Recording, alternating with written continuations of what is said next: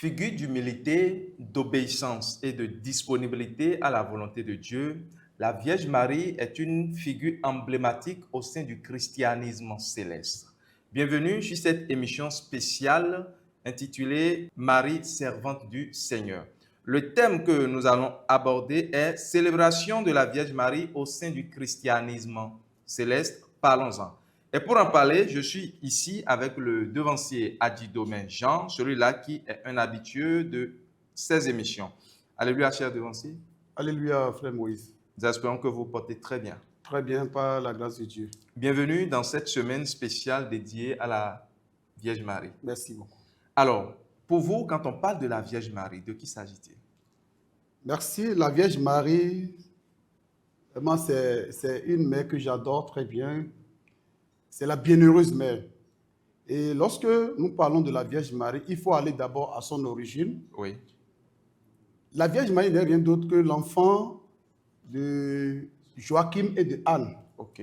Et qu'est-ce qui a fait que la Vierge Marie est née? Qu'il vous souvienne, dans le jardin d'Éden, Oui. Ève, Oui. par Ève, le diable a séduit toute l'humanité. Exactement. Mais Dieu a prophétisé quelque chose sur le diable. Oui. Dans Genèse 3, verset 15, il dit Exactement. « Je mettrai inimitié en toi et la femme, en sa postérité et sa postérité. » Exactement. Donc, bien aimé dans le Seigneur Jésus-Christ, la Vierge Marie n'est rien d'autre que celle qui a gâté l'alliance de Dieu avec les hommes. Elle est revenue réparer ce qu'elle avait gardé dans le jardin d'Éden. Et pourquoi sa naissance? Joachim, un jour, était allé offrir des sacrifices dans le temple. Oui. Et le sacrificateur lui prodiguait des mortifications sous prétexte que c'est à cause de ses péchés que Dieu ne lui a pas donné d'enfant. Wow. Et Joachim, l'amertume dans le cœur, est retourné les larmes aux yeux. Et il a commencé par implorer Dieu de lui donner aussi un fils qu'il mettrait au service de Dieu. Tout comme l'histoire de Anne. Merci, tout comme l'histoire de Anne. Mais la différence est que Dieu, en exaucant Joachim, ne lui a point donné un homme, Oui. mais il a donné une femme. Exactement. Ça veut dire, la Vierge Marie, d'abord dans le ventre de sa mère, a une mission pour Dieu sur terre. Oui. Parce que dès le ventre de sa mère, elle avait déjà été consacrée par ses parents. Merci. Donc, quand la Vierge Marie, Dieu a cette femme, à Joachim et Anne, ils ont mis au service de Dieu et elle a commencé par grandir.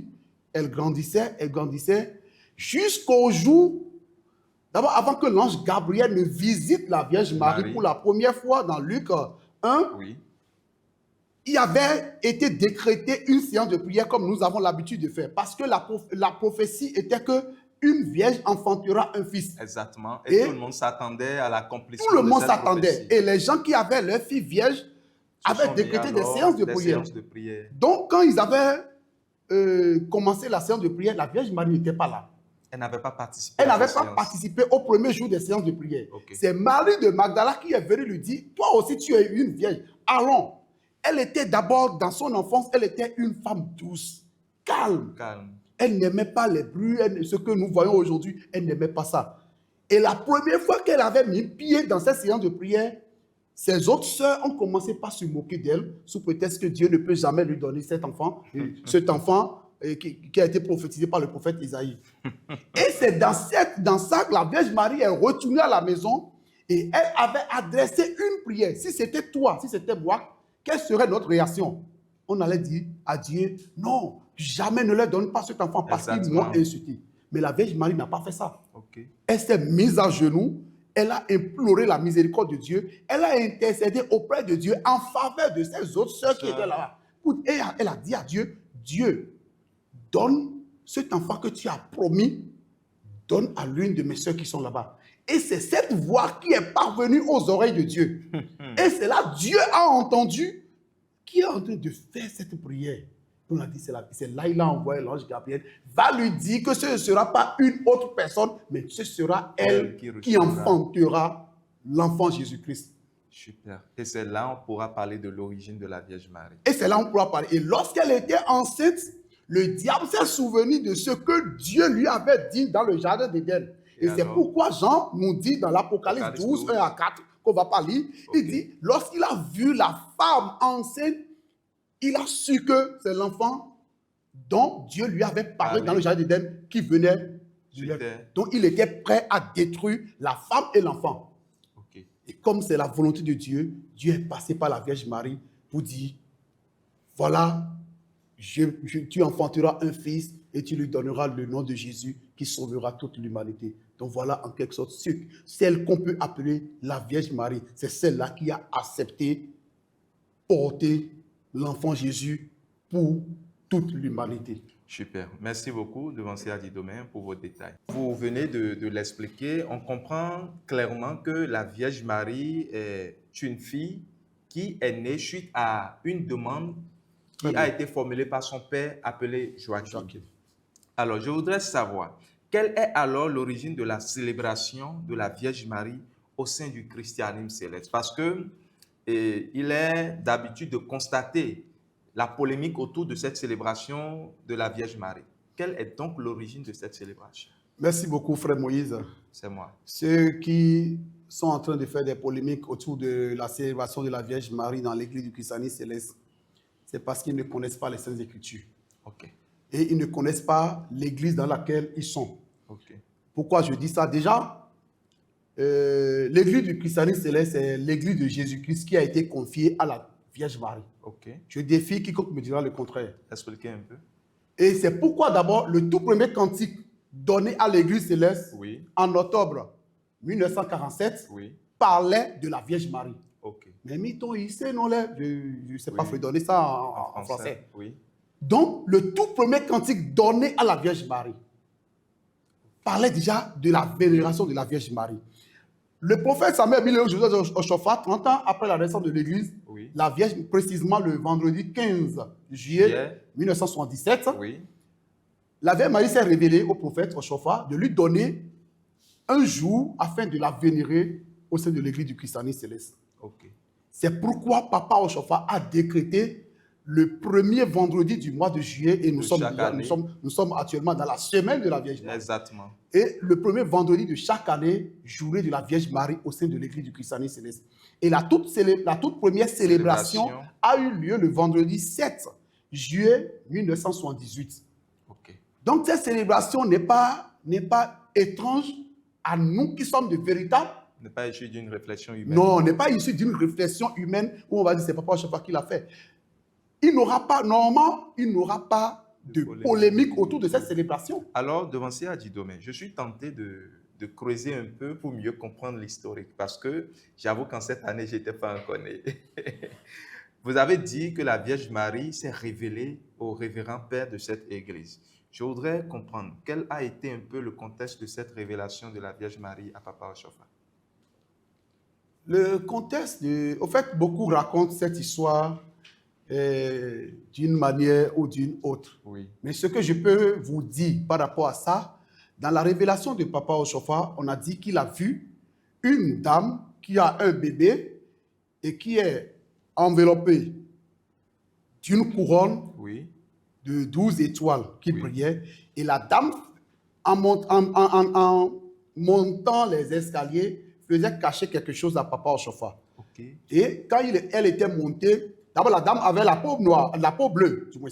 Okay. Et Papa au Shofar était étonné de sa peau et la dame lui disait, il n'y a pas de peau, la peau importe peu devant Dieu. Okay. Mais que c'est à cause de la pureté de son cœur que son fils et elle sont venus le visiter et lui confier cette belle église. Wow.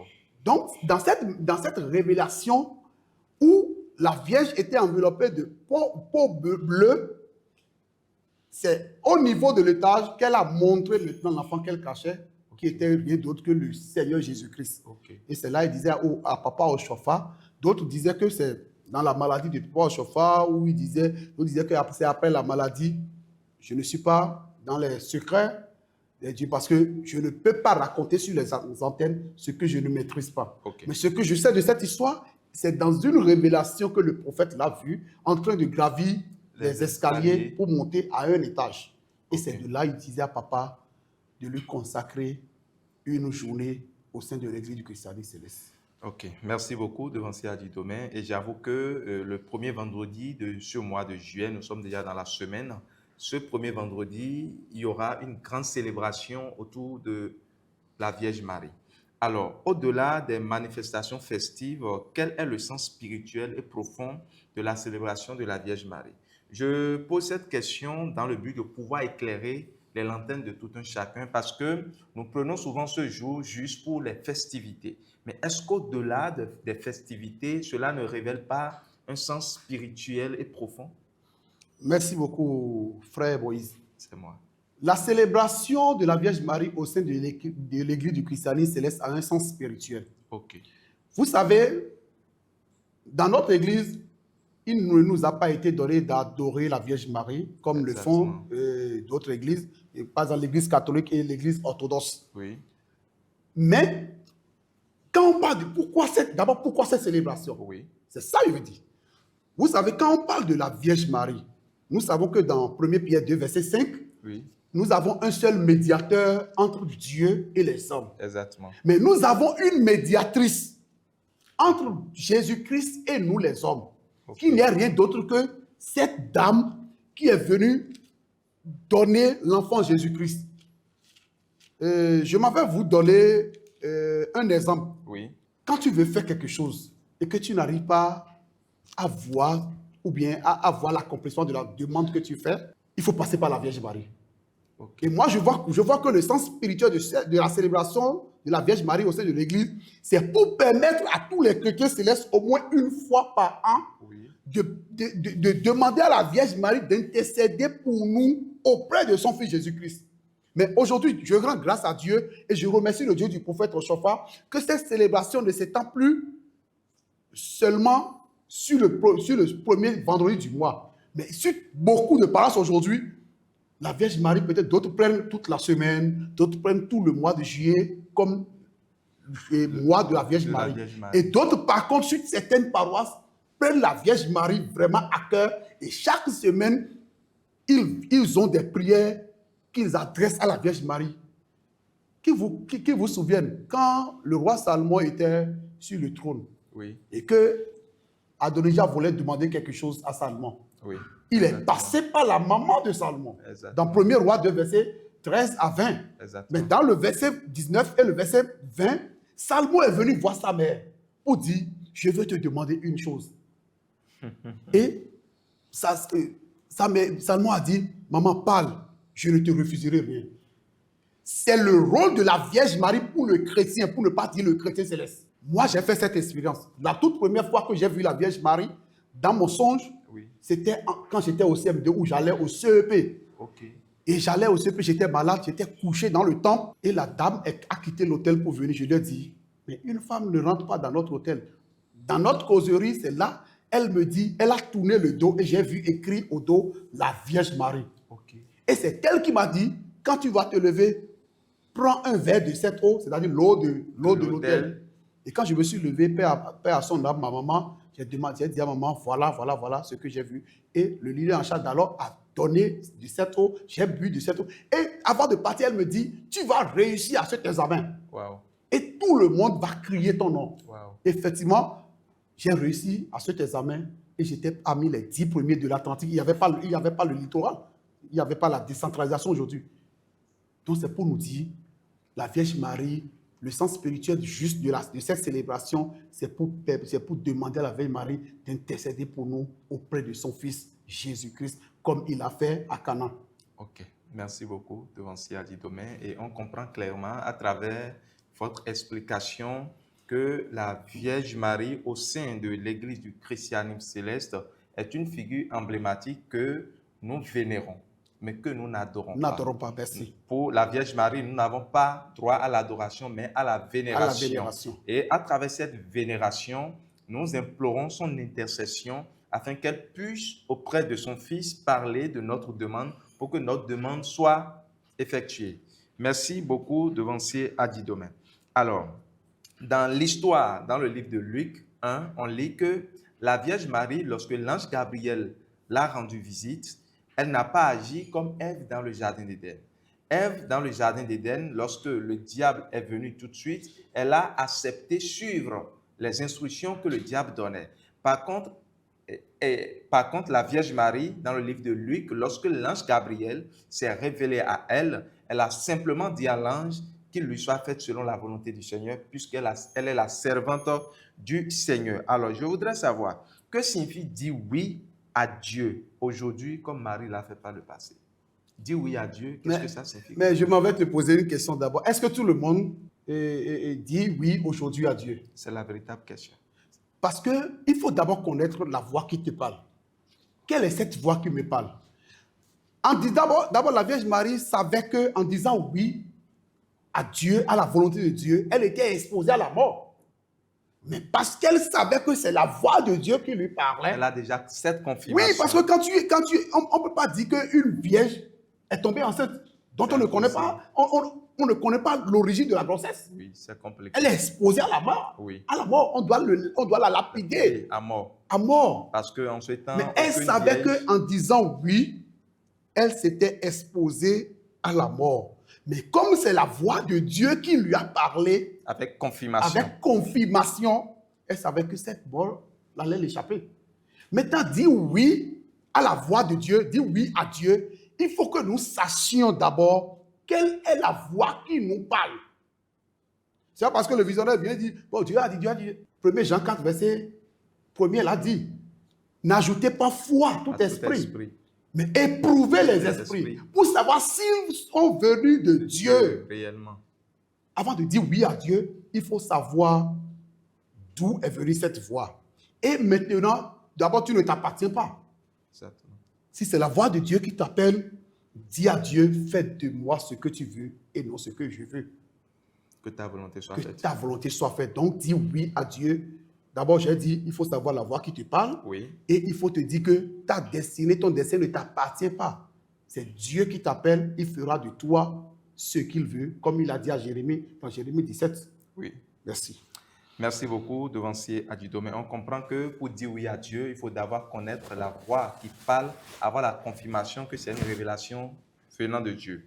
Alors, aujourd'hui, quand on prend les femmes chrétiennes, j'ai envie de poser une question parce que au-delà de la vénération de la Vierge Marie, elle est une figure emblématique lorsqu'on parle de l'obéissance, lorsqu'on parle de la disponibilité à la mission de Dieu.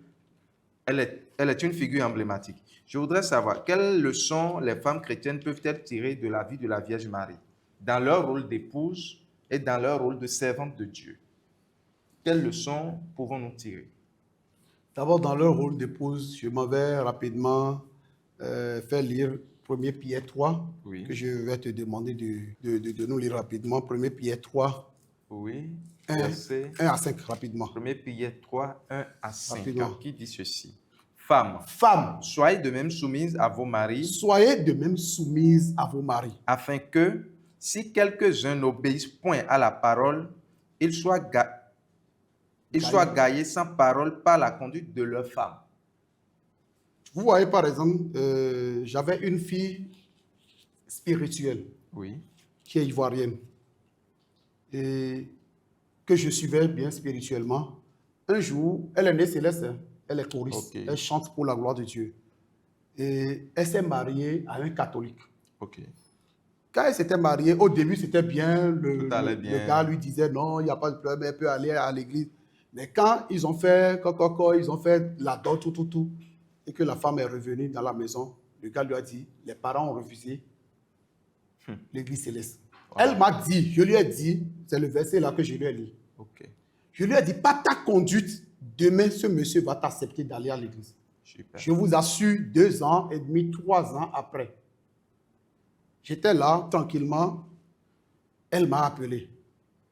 Un samedi soir, je n'étais pas connecté, elle m'a appelé. Le dimanche matin, quand je me suis connecté, j'ai vu son appel et elle m'a rappelé en vidéo, sur WhatsApp en vidéo. Et qu'est-ce que je vois? Je vois le monsieur qui repassait sa soutane. Alléluia. Je vois quoi? Il dit, c'est ton fils. Il dit, j'étais là hier quand le monsieur m'a dit, demain tu m'amènes dans ton église. Alors que c'est Dieu qui voulait faire quelque chose. Et le monsieur lui a dit, pas ta conduite, pas ton comportement. Tu vas m'amener dans ton église, je vais voir ce qui se passe là-bas. Je vous assure, le jour où le monsieur a mes pieds là, tout ce qui est caché, que le monsieur n'a même pas parlé de ça avec sa femme à la maison, a été révélé. Alléluia. Le monsieur a déjà raté 2 visas sur le Canada. Et il préparait encore un autre dossier pour le visa. On lui a révélé tout, on a dit voici. Et le monsieur a fait les travaux spirituels. Je vous assure, à l'heure où nous sommes aujourd'hui, toute la famille est au Canada. Et le monsieur est aujourd'hui senior leader dans l'église du christianisme. Gloire à Dieu. Donc c'est pour dire quoi? On dit, tu as relis le premier verset. Il dit, Femmes, femmes, soyez de même soumises à vos maris, soyez de même soumises à vos maris. afin que, si quelques-uns n'obéissent point à la parole, Point à la parole. ils soient gagnés sans parole par la Qu'ils conduite. soient gagnés sans parole par la conduite. Ce n'est pas nécessairement la Bible, on va dire, il faut prendre tel verset. Non, ta conduite même est une prédication. Là, ça veut dire que les hommes dont vous venez de parler, la femme a évangélisé peut-être son mari à travers sa conduite. Merci beaucoup. Et c'est ça. On continue le verset. En voyant votre manière de vivre chaste et réservée, ayez non cette parure extérieure. On va demander à toutes les femmes. Aujourd'hui, tu vas voir, je rends grâce encore et je remercie le camp de prière à Bao-Lonton que son Dieu lui a dit que les mèches ne viennent pas ici. Les conneries. Oui, j'appelle tout ça là, c'est des conneries. Des conneries que le sœur met aujourd'hui. Je me demande, ça c'est une insulte envers Dieu. Exactement. C'est une insulte parce que ça veut dire que tu as demandé, tu as dit à Dieu. Parce que les éléments dont vous parlez, dans leur thème, on parle de faux ongles, de fossiles, de faux. Le faux, on met sur le vrai. Sur le vrai. Ça veut dire que tu insultes Dieu, que Dieu ne sait pas créer, ne sait pas former un corps. Non. Donc, il dit, ayez non seulement cette parure extérieure qui consiste dans les cheveux tressés, les ornements d'or ou les habits qu'on revêt, mais la pureté intérieure est cachée. Oui. Intérieure et cachée dans le cœur. Oui. La pureté incorruptible d'un esprit doux et paisible, qui est d'un grand prix. Merci, frère Moïse. Je vais demander, à travers la conduite de la Vierge Marie, que nos sœurs, nos jeunes mamans, parce que je ne vais pas parler de nos mamans, je vais parler de la génération actuelle. Oui, de la génération actuelle. Donc, qu'ils lisent, ils continuent jusqu'au verset 6, ils verront. Hier, Sarah appelait Abraham mon Seigneur. Combien de filles aujourd'hui appellent leur mari mon Seigneur? Point d'interrogation. Et dans le rôle de servante de Dieu, rapidement, quelles leçons les femmes chrétiennes peuvent tirer de la vie de la Vierge Marie? Est-ce que c'est les femmes chrétiennes seulement on va parler? De façon générale. Parlons de façon générale. Oui, de façon générale. Quand tu es chrétien, que tu sois homme, que tu sois femme, d'abord, l'exemple que tu dois tirer de la Vierge Marie, c'est l'humilité. L'humilité. J'allais en venir. Oui, parce que quand nous voyons l'humilité de la Vierge Marie, et si nous savons, parce que quand Jésus partait, dans Jean 19, verset 25, 26, il a vu, sur la croix, Jésus a vu sa maman. Il a dit, femme, voilà ton fils. Et il a vu Jean, le disciple, bon, je suis heureux d'être appelé Jean.